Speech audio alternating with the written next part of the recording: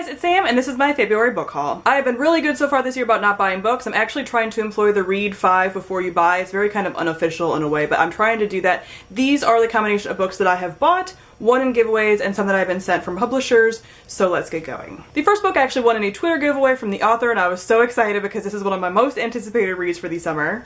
And that is The Star-Touched Queen by Roshani Chokshi. I have tried that name a few times. I do not know how to pronounce it properly, so if you guys know, please comment down below and let me know because I feel like I completely butchered that one. But this is a young adult fantasy that is inspired by Indian mythology and folklore and has Hades and Persephone elements in it, and I am so excited. All I need to know is Hades and Persephone and Indian mythology and folklore is something that you really don't get to see, so having those two together, so excited. It speaks to me so much. And she also sent some fun swag with it, which is always a great time. The next book I actually bought because a bunch of us that either went to YALLFest or were supposed to go to YALLFest all have a Voxer chat, so I think there's like 8 of us in that Voxer chat and we all decided to read this book. And that is The School of Good and Evil by Soman Chainani. This is the first book in a middle grade trilogy, and it follows our two main characters, Agatha and Sophie. They live in a village where every 4 years, 2 kids get taken to the School for Good and Evil. And Sophie believes she's going to get sent to the School for Good, and that Agatha is going to get sent to the School for Evil. But they end up getting taken and get put in different schools, and everything takes off from there. I've actually already read this book, and a review will be coming up soon, but spoiler alert, I really enjoyed it. I then requested The Abyss Surrounds Us by Emily Skretsky from Flux Publishing. I requested this book because it has lesbian romance in it, and it is also a futuristic Earth with pirates and genetically engineered sea monsters.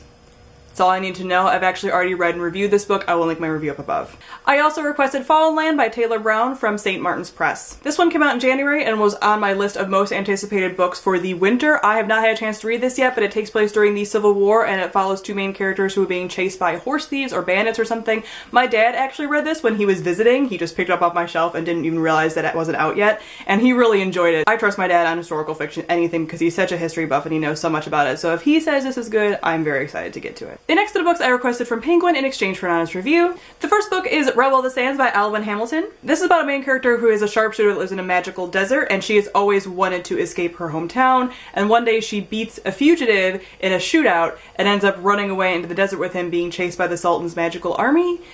Sounds like everything that I want. Anything that takes place in a desert setting and has different kind of magic and folklore involved with it, I'm really into. The second book is Salt to Sea by Ruta Sepetys. This one is actually already out, and it follows 4 main characters during World War II, and it follows Soviet refugees. So Ruta Sepetys also wrote Between Shades of Grey, another book that I'm not thinking of, but Between Shades of Grey is also a World War II historical fiction, and it follows another set of refugees that are not really talked about during World War II. We focus so much on Britain and the United States and Japan a little bit, and Germany a lot when we're talking about historical fiction, so the fact that we're getting these different sets of people that are also involved in World War II is really cool. So I've heard nothing but amazing things about all of her books. I've been meaning to read Shades of Grey forever. I really want to read this one as soon as possible, and winter is my historical fiction time, so hopefully I'll get to it very soon. And the last book is The Glittering Court by Rochelle Mead. I have not read the Vampire Academy series, though I know it is very well loved. I have read Shameless and it wasn't really for me, but I'm hoping this one is more my style because it definitely does speak to me. This is about a girl that's a countess, but she poses as a servant in order to escape to the New World, but to get to the New World she has to join something called the Glittering Court. The Glittering Court is supposedly supposed to change impoverished women into upstanding ladies